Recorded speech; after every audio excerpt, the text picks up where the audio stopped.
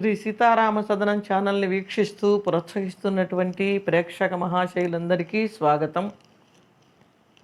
అంగన పనుకున దోవతి కొంగున నటుకులను ముడుచుకొని వచ్చిన ఆ సంగతి విని దయనొసగితి రంగుగ సంపదలు లోక రక్షక కృష్ణ.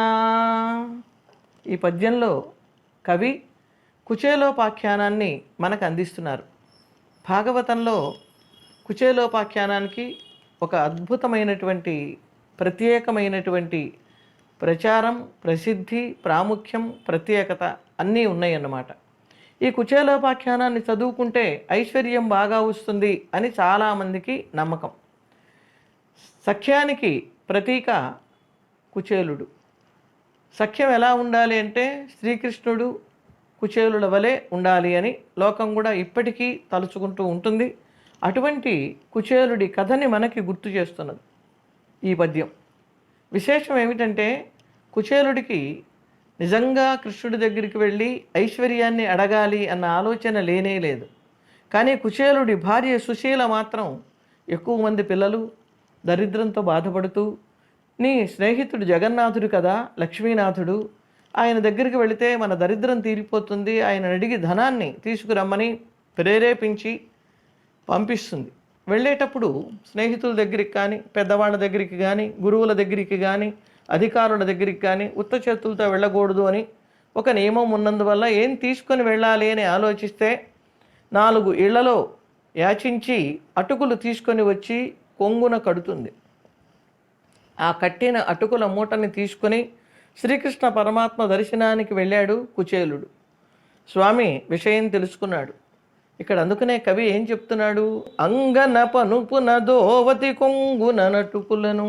తన భార్య యొక్క ఆజ్ఞ మేరకి అటుకులను తీసుకుని ఆ అటుకులని తన ధవతి కొంగులో మూట కట్టుకుని కృష్ణ పరమాత్మ దగ్గరకు వెళితే ఆ సంగతిని తెలుసుకొని దయనొసగితి రంగుగ సంపదలు. వెంటనే స్వామి కరుణించి సంపదలను ఇచ్చాడు. కుచేలుడికి కృష్ణ పరమాత్మ సంపదలను ఇచ్చాడు కనుక ఈ కథని చదువుకుంటే మనకి కూడా సంపదలు వస్తాయి అని చాలామందికి నమ్మకం. స్వామికి అటుకులను నివేదన చేయటంలో కూడా కుచేలుడు తెచ్చినటువంటి అటుకుల్ని ప్రేమగా ఆరగించాడు అనేది ఆంతర్యం. అయితే ఇదంతా కూడా కథ చెప్పుకోవాలంటే చాలా సమయం పడుతుంది. ఇందులో ఉన్నటువంటి 2 విశేషాంశాలని మాత్రం మనం తెలుసుకుందాం. కుచేలుడికి ఉన్నటువంటి అసలు పేరు సుదాముడు. ఆ సుదాముడికి మంచి వస్త్రాలు లేక చినిగిపోయిన వస్త్రాలు కట్టుకున్నందువల్ల, కుత్సితమైన చేలం అంటే చిరిగిన వస్త్రం, ఆ కుత్సితమైన చేలాన్ని ధరించినందువల్ల కుచేలుడు అయినాడు. ఆ పేరే లోకంలో ప్రసిద్ధిని పొందింది. ఈ సుదాముడు అంటే దామముతో కూడినవాడు. దామము అంటే తాడు, త్రాడుతో కూడినటువంటి వాడు సుదాముడు. అలాగే త్రాడుతో కట్టపడ్డవాడు దామోదరుడు. వీళ్ళిద్దరికీ బాల్యంలోనే స్నేహం ఉంది.